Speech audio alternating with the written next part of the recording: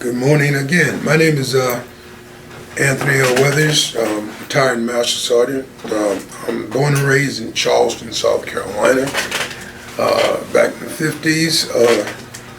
During that time frame, as we know how things were in the state of the country at the time, segregated South, but during that time, although you went to school to get a job, you either worked in a restaurant, worked in a grocery store, you shine shoes. Irony of it all, I could never shine shoes, so I did the other two, which was very helpful, because you learn a lot. People may not think so, but you do learn a lot. Restaurant, you learn the proper way if you weren't taught, which I was taught by my parents and grandparents, but dishes, but you learn how to do community work, which is service. Public service is what my family is all about. Have a total of 7 children with us. Out of the 7, I have 2 sisters that retired from the Army. Each did 22 years, and they both did additional 22 working for the government, so each have 44 years in service. I have another sister that did 22 years of IRS, which is public, and that's government work. So we started in at the years right there, 66. With my 24 years of active duty, you can see that's even adding more. My oldest brother did some time in the Army, honorable discharge. My younger brother did time in the Army, honorable discharge. So, to accumulate all those hours or years, we have over 100 plus years, just my initial family, sisters and brothers.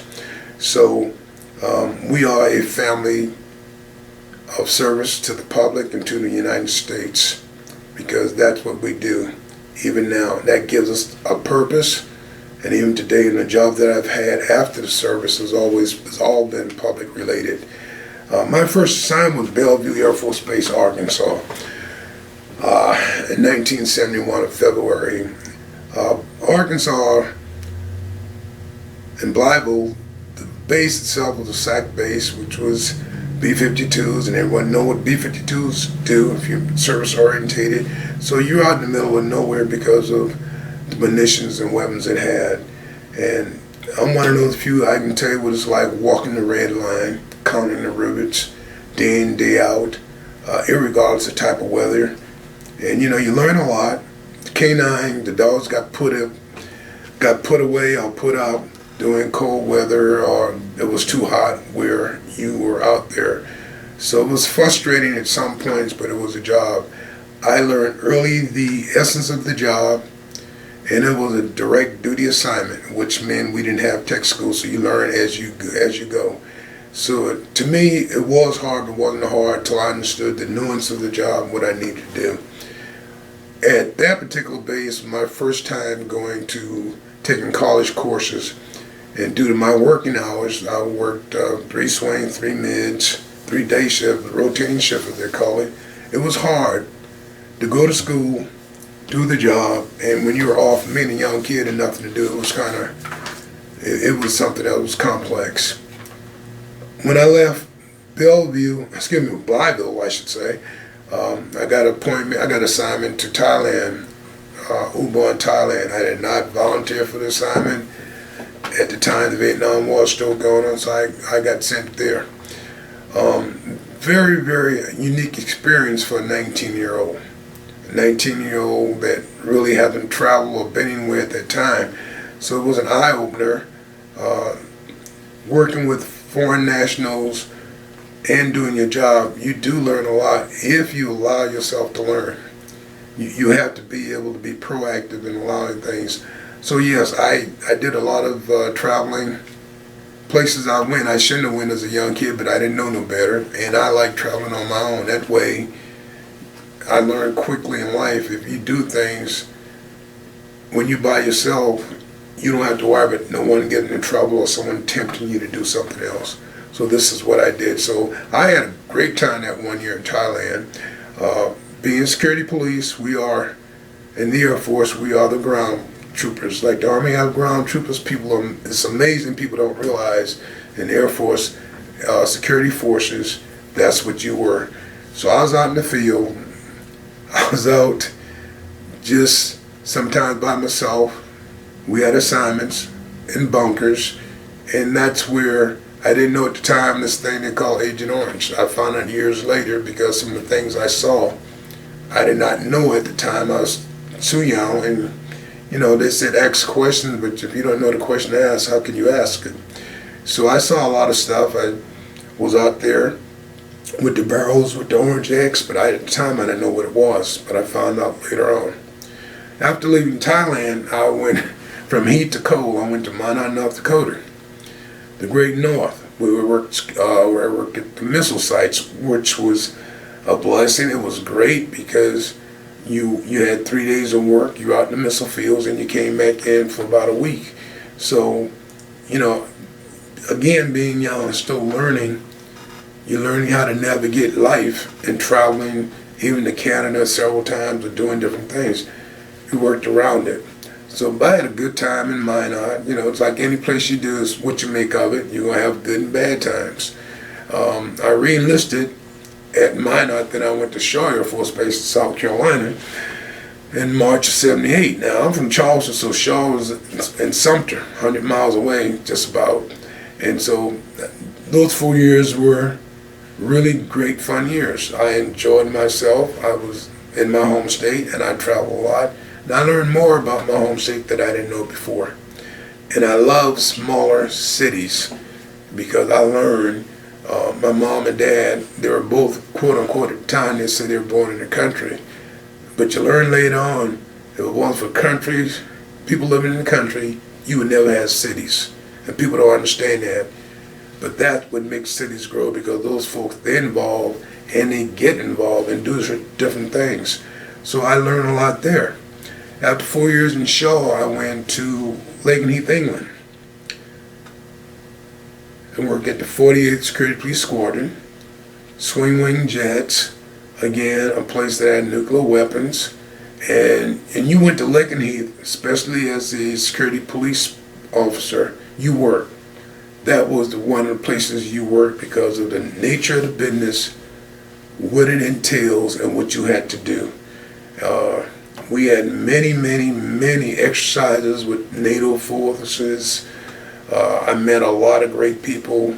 Again, I traveled. That time I knew how to travel. I just traveled a lot on my time off.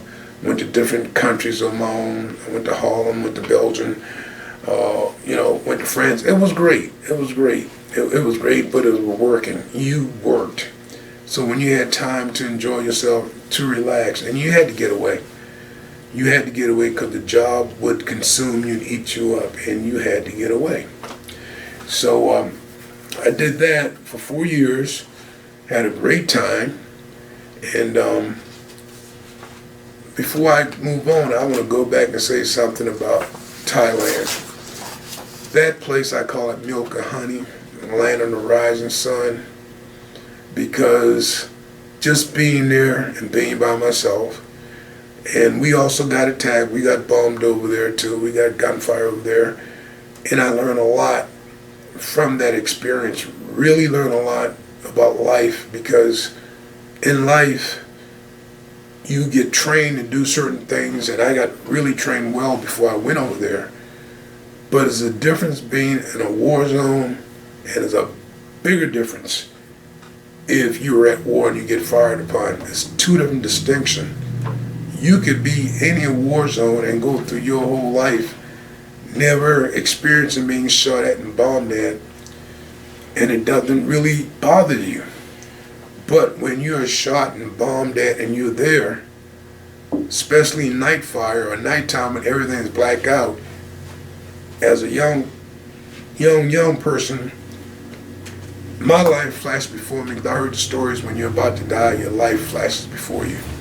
And at that particular time, I was a single person. So when my life flashed upon me during that particular evening, mentally, I saw pictures of my parents and my sisters and brothers, because that's who I was associated with. Militarily, I knew what was in front of me, what was behind me, what was to my right and left. The military in the United States had what they call Geneva Convention. You don't fire your weapon unless you have a reason to. Naturally, blackout, you don't know what's in front of you. But still, you cannot fire your weapon because the results, you could friendly injury, you can hit the people from the host country, you don't know. So everybody's in the same shape you're in, the same boat you're in per se. But one thing about that particular, my first time ever getting bombed, the cohesiveness of the people. The cohesiveness of the people. You didn't see color. You didn't see gender. The people just bonded. There was no black and white, no Democrats, no Republicans, nothing. You were a human being. And to this day, that still sticks with me, especially what's going on in the world today, because there are a lot of people who don't understand it. They're in the military, but they go through places, they go to places and go through things, but every new generation of military people, they go through their own things that they didn't go through. What I went through, I will never go through what they go through, because time has changed. But the things I went through and the people that went through with me, our lesson learned made it better for the people today. They may not understand that. They will when they get older and mature level kicks in, starts, and they're like, wow, I can only picture what you went back there. So in the world of the military, the divisiveness we have in this country, I would tell everybody at 24 years, we knew who were Republican, we knew who were Democrats, but when you had a job to do, you didn't even think about that. You did a job because your life and their life depended on what each one of us did and each one of us didn't do. So I get a little emotional over that, but it's true because I've experienced that. You experience life, you experience death, but you got to make it through, and people don't understand. They don't understand. So when you go to these different cemeteries, you know, the old songs that says, my soul be on the guard, your soul is out there, and we can't hear them. We can only speculate that the dead is communicating with the dead through their souls, and I remember when you did this, I remember when you did that. And then we ask the question, why? And why I say that question, why? Because today is so prevalent. Because even us today ask that question, why? And we have no answers. So moving forward, from Lake and East England, from the year 80 to 84, I was assigned to security police group, F.E. Warren Air Force Base, Wyoming. F.E. Warren Air Force Base, Wyoming, missile base. Duty-wise, it was great because you went to work 3 or 4 days. You were like 100, 150 miles from base, and when you got off, you had time off. So you had time to do a lot of things, go to school, travel. Wyoming is great country because right next door to it, you just go 100 miles up the road and you're in Colorado. So you know about the Alps, you know about the mountain, you know about Breckenridge, all this other stuff. But even Wyoming, another little small town, it had a lot to do. You travel. If you travel to different states, or to different cities, I should say, in Wyoming, it's just amazing. Beautiful sights, scenery. If you like those kinds of things, and they have an airport there, so it's not a problem. You can get out there.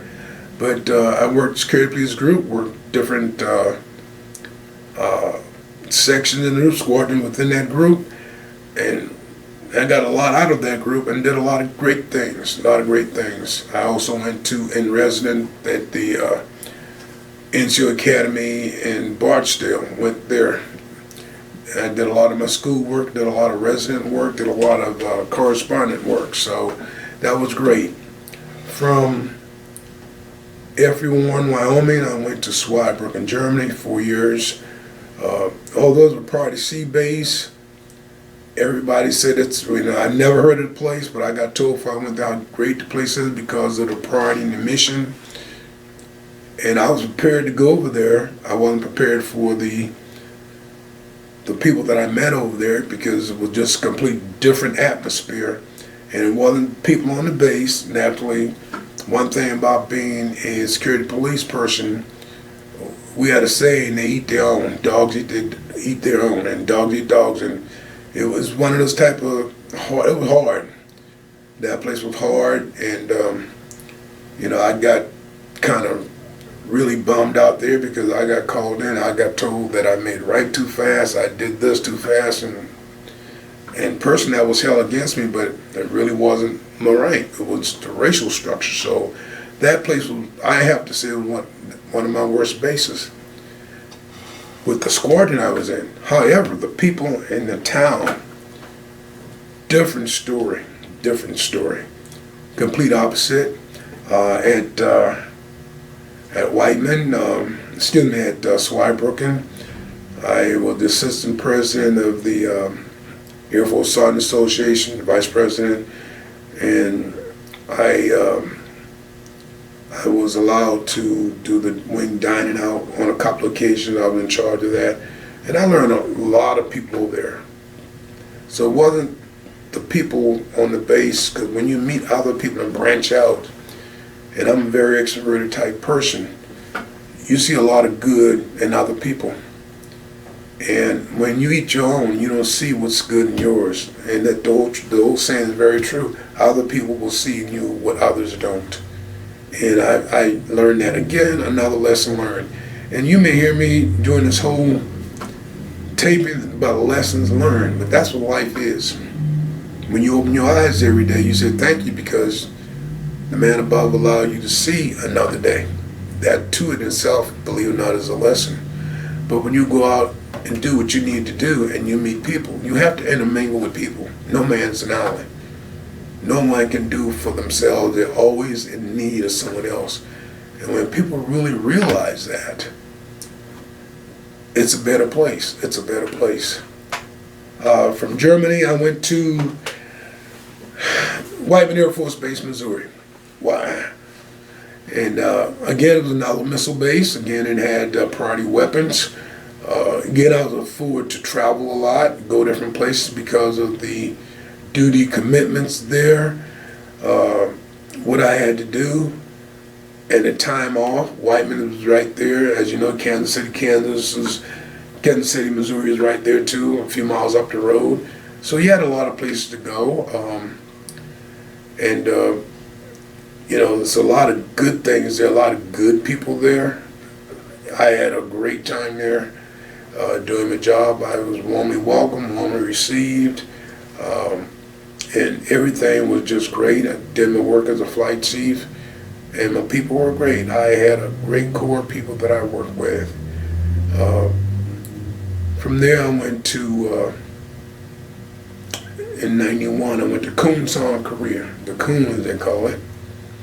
That place too, you work because of the weapons that was there, the lifestyle that was there, the mission that was there. So one of those places you work as a security police person. That was the nature of the beast there. You had to do what you had to do. Not just the work there, but you had to do what you had to do for survival. So I did that there, and it was great. From there, I came here home. I call it home now because I retired here at Offutt in '92. I retired in '94.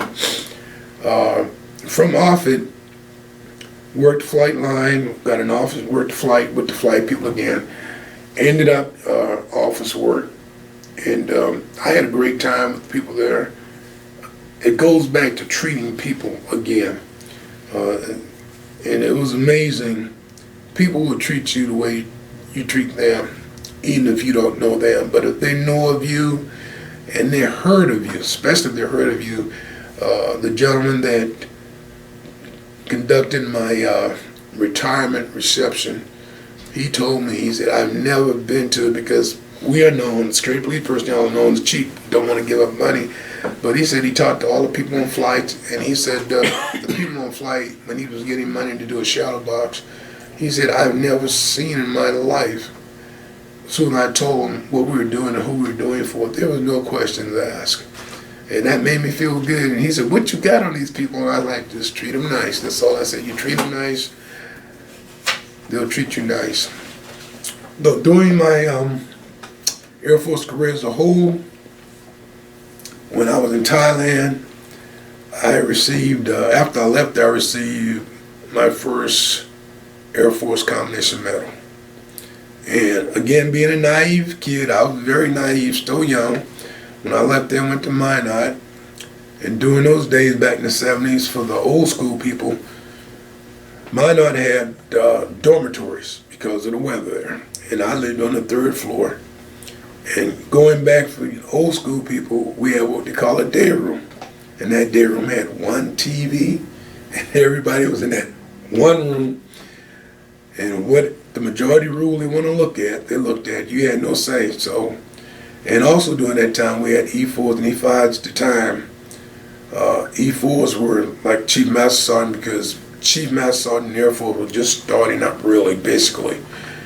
But I remember I was in the day room one day, and we had a tech sergeant. We had E6 at the time, still living in a dormitory. So, you know, people like, oh, they don't do that. Well, back in the day, they did before they branched out on their own, moving out.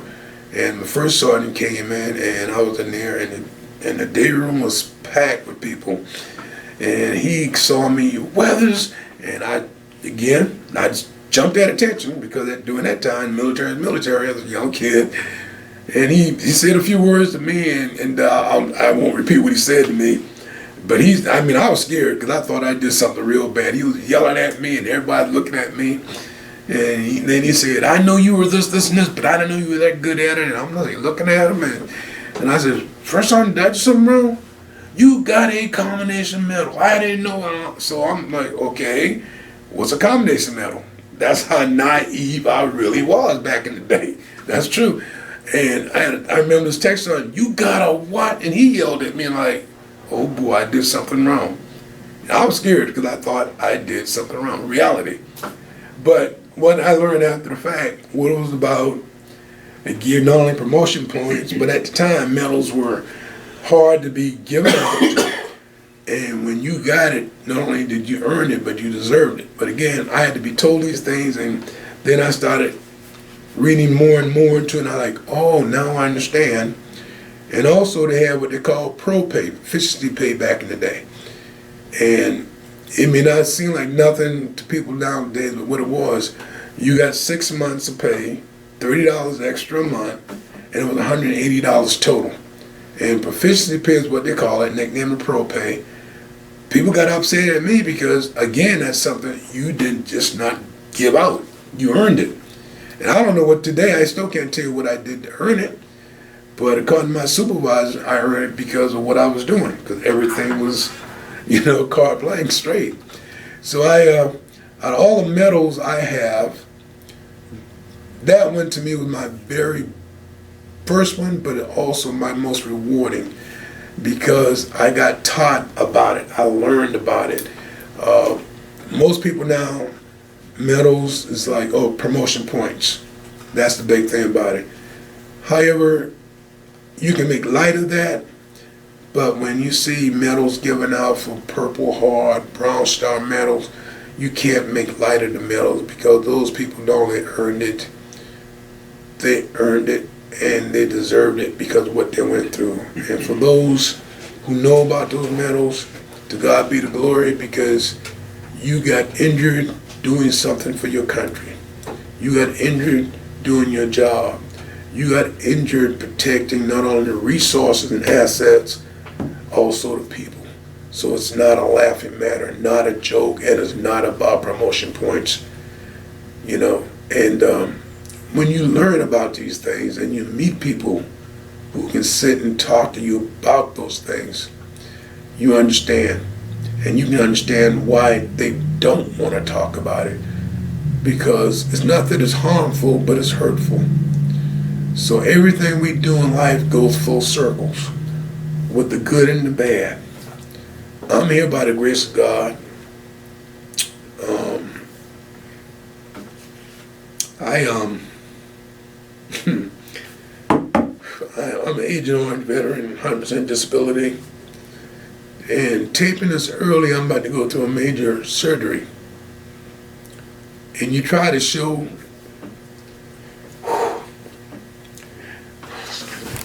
and be bold-faced about it. Thank you. But life itself,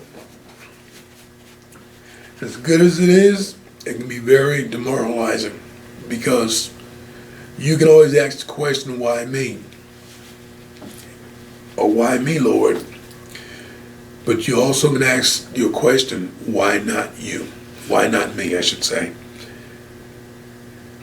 Because if it's not you, it'll be somebody else.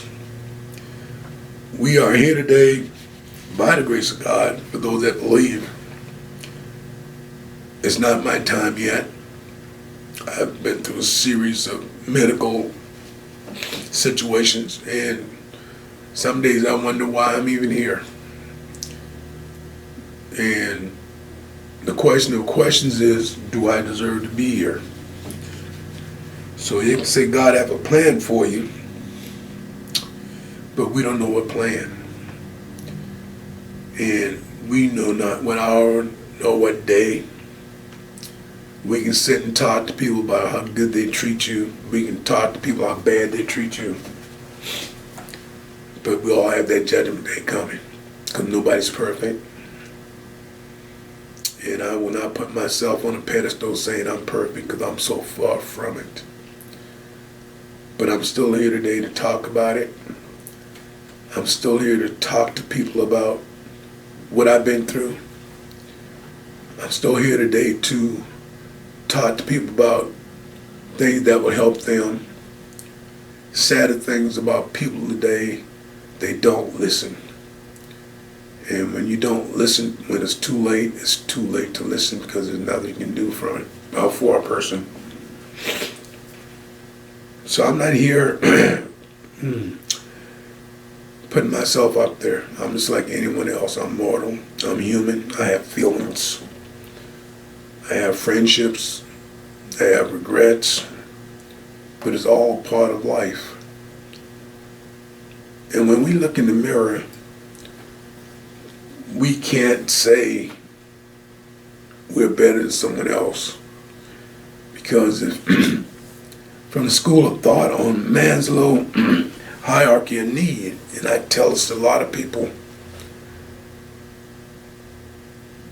we all look for taking care of ourselves, the bottom round, self-preservation.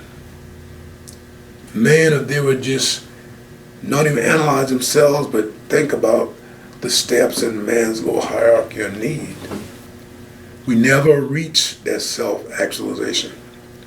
That the highest. No one has ever reached it. Irregardless of what title you have, what position you have, what money you have, what money you don't have, where you live, what you drive. And the reason we as men will never reach it, because not only because we're human, but because once we get one thing, we crave for something else. And when you really, really think about it, the rich are rich. They're there and they're not satisfied. You can bury someone in a gold casket, you can carry someone out in a carriage, but it's all said and done, when you leave, what you have left is here. And if you don't have it in writing, and even if you do have it in writing, there's always going to be somebody that's going to try to find a reason to take you to court or get what you have. And I think people need to understand, when they say you're born with nothing, for us parents in that room when our child is born and the child comes out of the womb, they don't come out talking, they don't come out dressed in the nines, they don't come out with any and everything, they come out with nothing.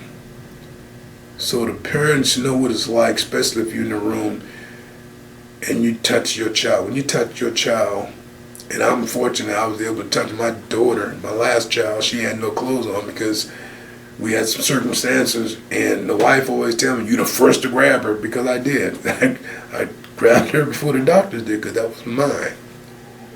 That was mine. And she still is mine. But it's life and it's love and being a parent. The old school, if you raise them right, treat them right, because we all get old. That child might be a child, but that child ain't not being a parent. And if you raise your child right, when you get to the age of you needing help, if you don't have to ask them to help you, you know you did your job as a parent. You know you did your job as when your child going to tell you when you're sick, I'm going to be there, without asking. Without asking. Give them proper directions.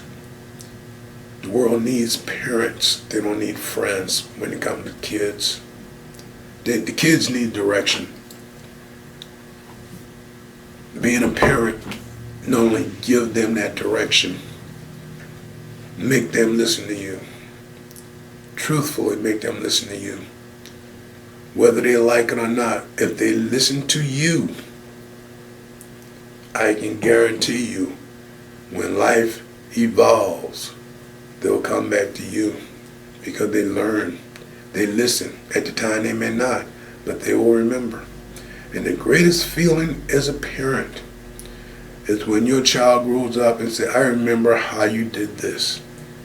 I didn't know why you did this. I understand now.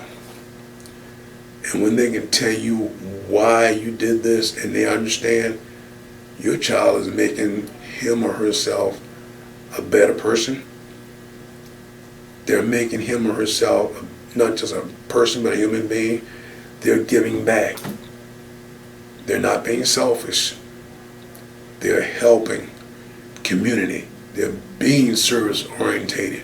You trained them not to be that way, but they saw what you did. They know what you had. They know what you went through. And they learned. But they got to listen. They got to listen. And parents, you got to listen to them too. It's not rosy, but it's practical. It's truthful. It's honest. It's really honest. And when your child tell you, Mom or Dad, I love you, you know if they're telling you the truth. When you tell your kids you love them, they know if you're telling them the truth. Because they're not dumbs no more. They're not dummies. You can't pass it. Just be truthful and honest. You want to be grown? Okay, this is what's going to happen when you're grown. Let them face what they got to face. Tell them. Teach them. Teach them. So my 24 years of service, I'm still here by the grace of God. With my other siblings, my mom and dad is gone to glory, but my sisters and brothers, we were raised to take care of each other. And I'm from a tight-knit family where even though they have their own families, before they had, or we had, girlfriend, boyfriends, husband, wives, kids, it was just us. And I mean just us, with our two parents. And we grew up with nothing. Even today, I can tell you, I'm not rich. I may look like I'm rich. Sometimes when I dress, when I drive, I just drive a regular Chevy. But there were days, got to walking, didn't have the clothes, didn't have the appearance. But we had the knowledge. We went to school. We were taught properly. We were taught how to love. We were taught how to cook. And you know, back in the day when they had the old brown rolling pin, and you got the flour on the table, and you didn't have cookie cutter, you had glass jars and cups. That's how you used to cut the biscuits out and cut the cookies. Before they had all this instant stuff, you learn how to cook. Because you were raised with the knowledge, if you were by yourself, this is what you need to do. Cook, clean, take care of the sick, help out each other. And today is so true for me. I love my sisters and brothers. I pick up the phone. Okay, this is happening. The airport is there. Don't even have to ask. they're coming. They're coming. Whether I want them to come or not, they're coming. But in the same token, if they call me, I'm gone. And I have a wife here, and she knows how I am. She knows that if I need to go back home, I'm on the next plane out of here. I'm on the next plane out of here because that's just us being a family. Don't worry about it. We're not neglecting our families, but it's just the way we were raised, the bloodlines, that they would say. And we have a great bloodlines, irregardless of what happens. We love each other.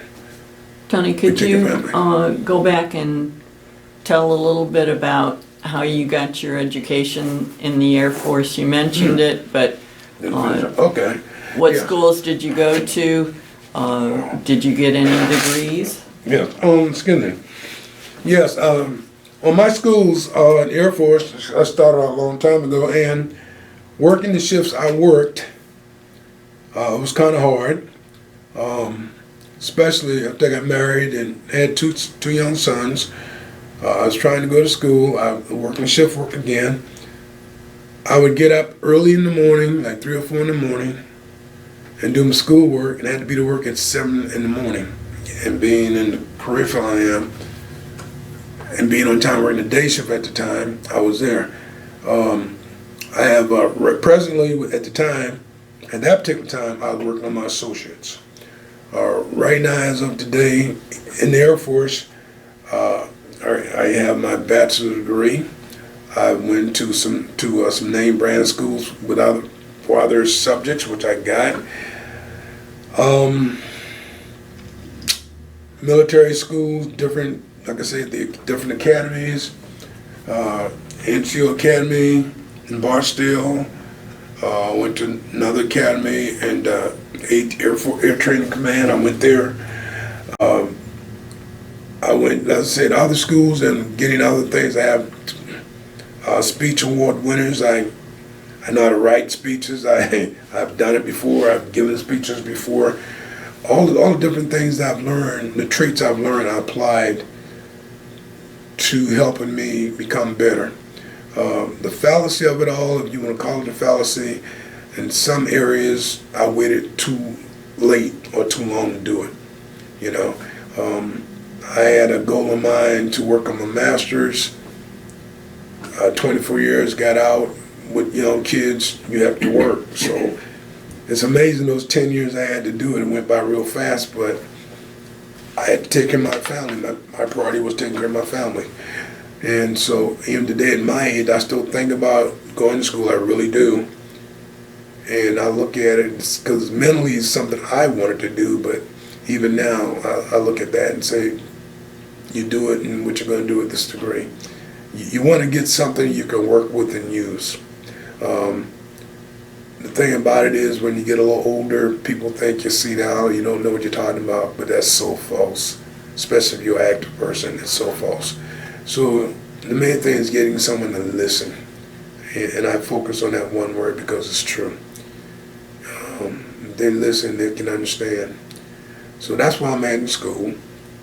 In life, church-wise, I belong to church. I always belongs to church.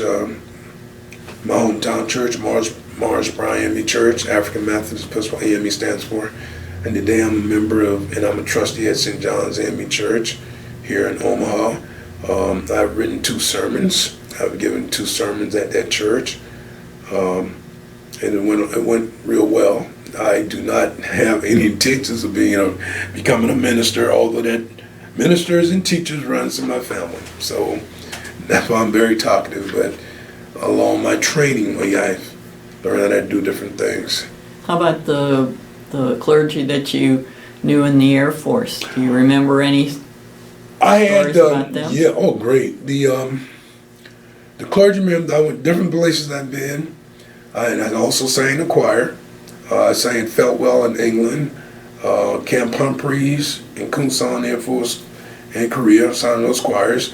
One particular Air Force chaplain, he gave a sermon that is to this day still stuck with me, And he gave a sermon of people having problems and what to do with those problems. And why that stuck with me, because that one sentence he said, when it gets so hard on you, it's like, he said, just get a rope, tie a knot in that rope. And he said, hold on to that knot and pray to God. And I'll never forget that. He said, that will bring you through everything you go through if you just tie the rope in a knot, hold on to that knot and pray to God. And even this day, that's a very, very true saying. Even this day, because some places I've been through, I had to tie many knots. Trust me.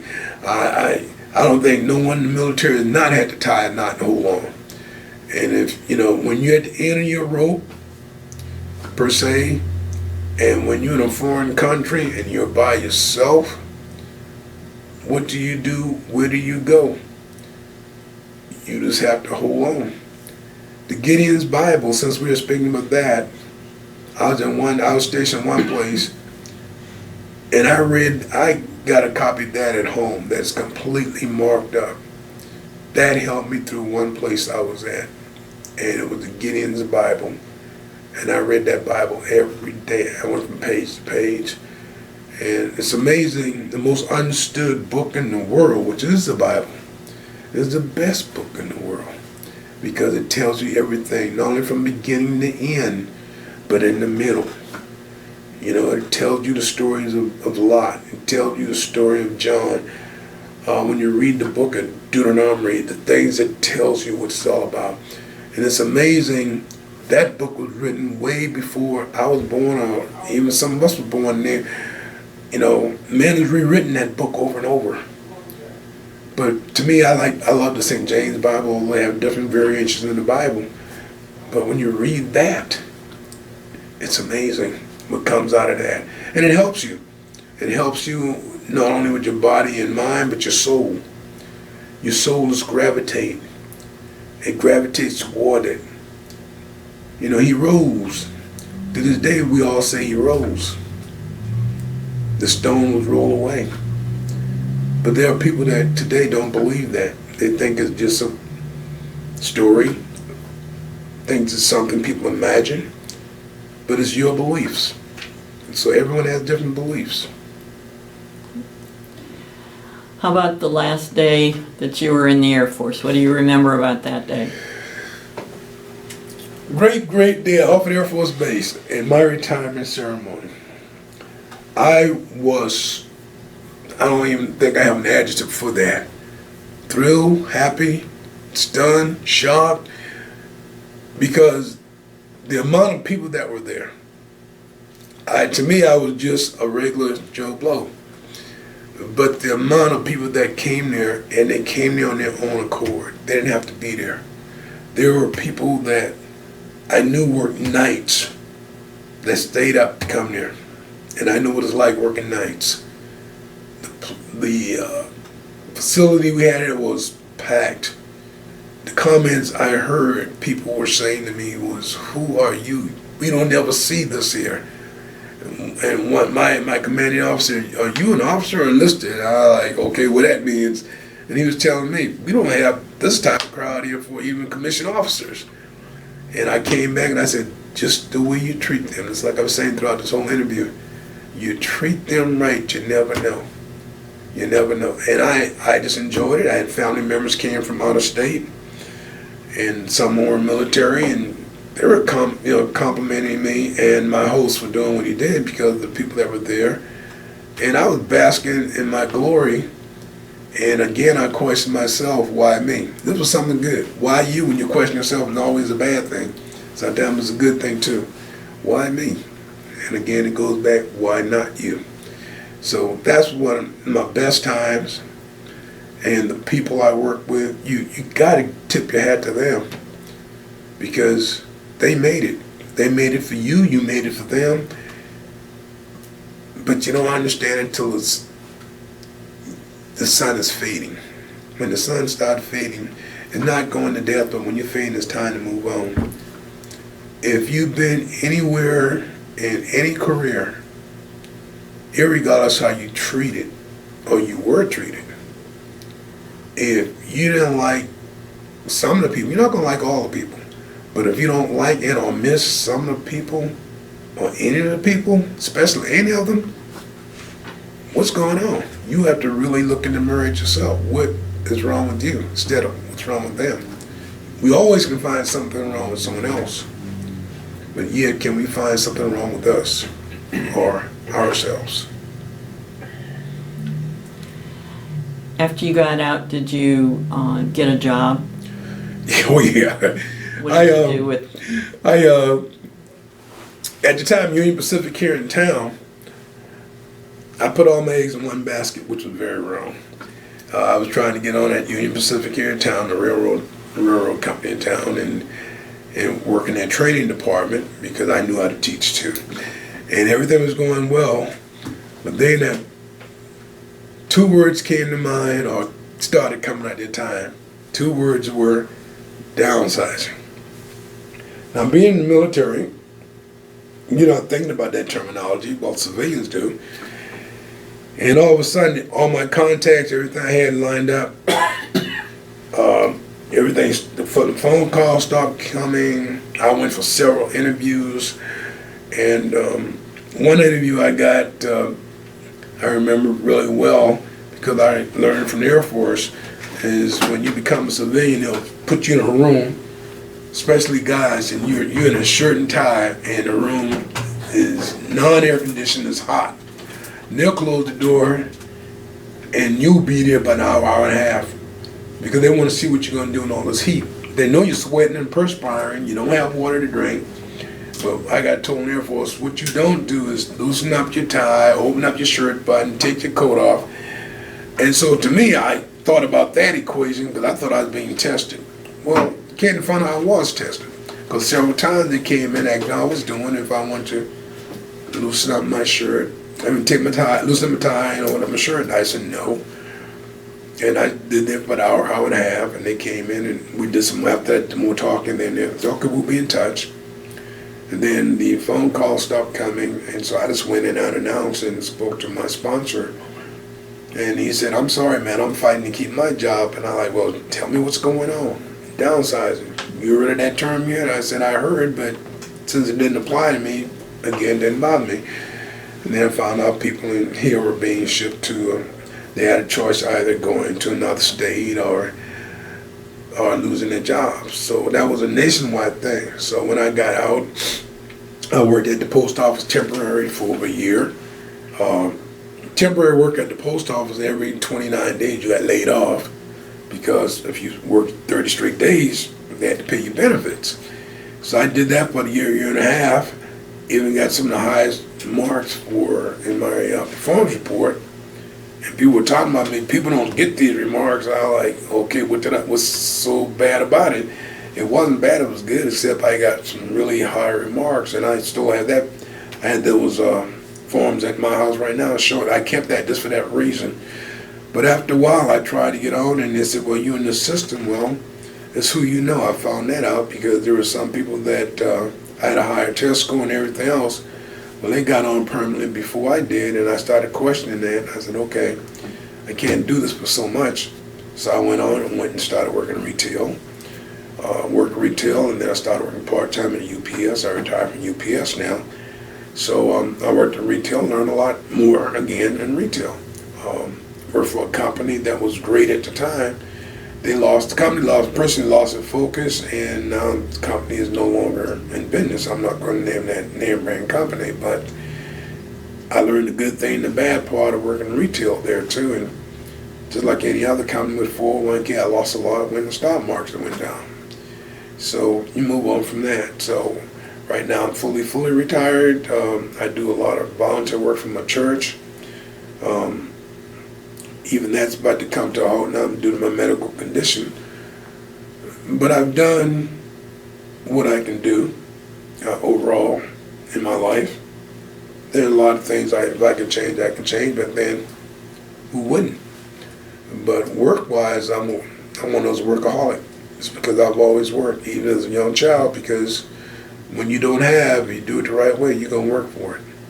Now I have, and I'm gonna be quite honest with anybody. I look at what I have in my house and what does it mean? I have a nice house, I have furniture, china, everything else, but now that I'm old, you gotta dust that stuff, you gotta clean up. You get to the point sometimes you don't feel like doing it. I'm not young anymore. So what do you do with it? And you look beyond your years, okay, who you gonna give it to? What's gonna happen when you leave this earth? Again, what are we leaving? So it's a lesson learned all the way around life. You keep learning, every day is a new lesson. Are you still in touch with some of the people that you were in the Air Force with? Oh, definitely. I have guys that very, very close. They're like brothers. People that I was stationed with in England. I have people in the lower East Coast. And I already told my wife, she told my kids, I always heard these names because I always talked about these people. And to this day, they still call the house. We still talk to each other. And to God, the glory be glory, because, I told them my situation and I'm getting prayed up. So, yes, a band of brothers is great. And when you meet people along the way, and I must add this, I have one gentleman told me he knew he was going to become a lifer in the Air Force, and I'll never forget him telling me this. And he said he knew he was going to become a lifer in the Air Force because the first time in his life he had 2 brand new pairs of shoes at the same time. And I like, the Air Force give you 1 pair of shoes and a couple of boots, a chunker boot and a regular boots. He said, that's the first time I ever had shoes. And we laughed about it. And to this day, when I reminded him about that 3 weeks ago, but 2 months ago when we were talking about it, he said, I remember telling you that. He said, you remember that? And that was back in 1972. I said, yes, because it's true. It's amazing what it does. It does. Are you a member of any veterans organization? Yes, Chapter 279, local chapter here in Omaha. I'm a member. I'm an active member of that. I go to parades. I go to all the meetings. Lately, with my health, they know about it. I spoke to the president about it. Some of the other members, they themselves, some of them do call my house and check on me, which is great. So they know what I'm up against. But if I get better, I'll be back. Okay. How much of your Air Force life have you shared with your siblings and your family, your wife and your sons and daughters? Okay, the Air Force life, they know about it. And they have to know about it, and they should know about it. My 2 sons, my oldest son is a registered nurse. He's assistant director at Emergency Room Hospital in Sacramento. And when I told him about the DD Form 2AF, I gave all my kids a copy of it because I have Agent Orange. And I told them what to do. I gave them all the reasons, what it's good for their children, if their children. And I told them do not lose that paper. And I told them if something were to occur to them, take it to the VA center, or they're sick, take it to a hospital. And my oldest son told me years after the fact, when he was in college, he said, Dad, I had no money, I didn't know what to do, and he said, I had pneumonia. And I'm like, why didn't you call me? Dad, you told us to be independent. Dummy, that's stupid. I'm telling him, this is when you need me. And that's what happened. He said, I remember what you said about that form. I took that form to the hospital. I gave him my ID card, and I told him what you told me. And I said, Ann, he said, Dad, everything you said was true. I got diagnosed, I got medication, I didn't pay for anything. And he remembers that, and we still talk about that. His brother, my youngest son, is over the road driver. This is what he wanted to do. He has a copy of it. My daughter, she's a registered nurse. She's here in town. She has a copy of it. So you share. It's there, you never know when you need it. And so I was happy to hear that not only he remembered what I told him, but he did what I told him to do, and it was for the betterment of him. Now the story, once he told me what happened, I just told him, I said, we have to talk about this some more, because that's not the case. But it helped him out.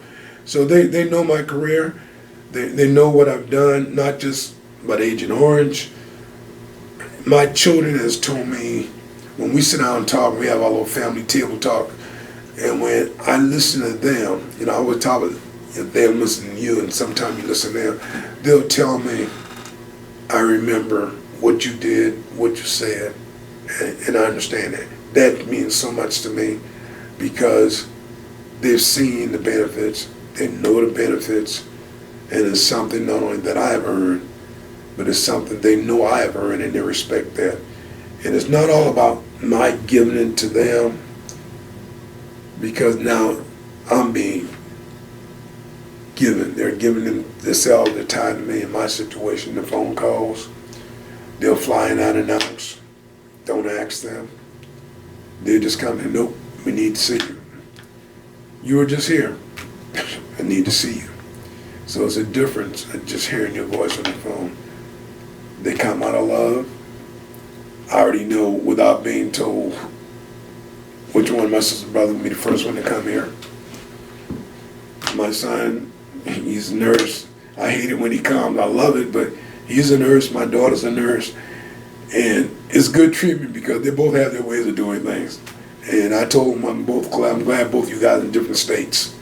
Because when they get here and something happened to me, what I'm going through is like, oh my God, I see it. And it's good. It's a good thing. But I wonder, did I do this? It's like a sibling rivalry without being a rivalry, because they both want what's best good for their dad. So I'm blessed. I'm really blessed and fortunate of that. The wife knows about it. She has her degrees, speech pathology, went to graduate at Syracuse University. So medically, family-wise, I'm being taken care of. And just the point, it's not over love, but when you had that conflict with coming in, you don't need to come. I got this. He's my husband. Well, he's my brother. So it's a good thing. I hope you guys understand that's really a good thing, because people don't have that. Some people, even today, I know, wish they had that problem. It's not even a problem. It's a good thing. It really is. Is there anything that you'd like to add that we haven't covered in this interview? Only thing I'd like to add, outside of tears, is people are people. And we all make mistakes. We all make mistakes.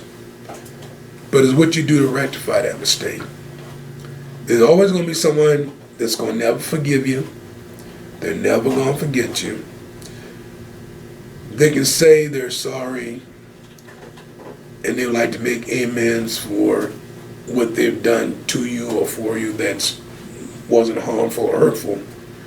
But one thing about life, being a human, irregardless how someone treats you when they've done you wrong, one thing about I forgive you is people always have to remember, you never forget.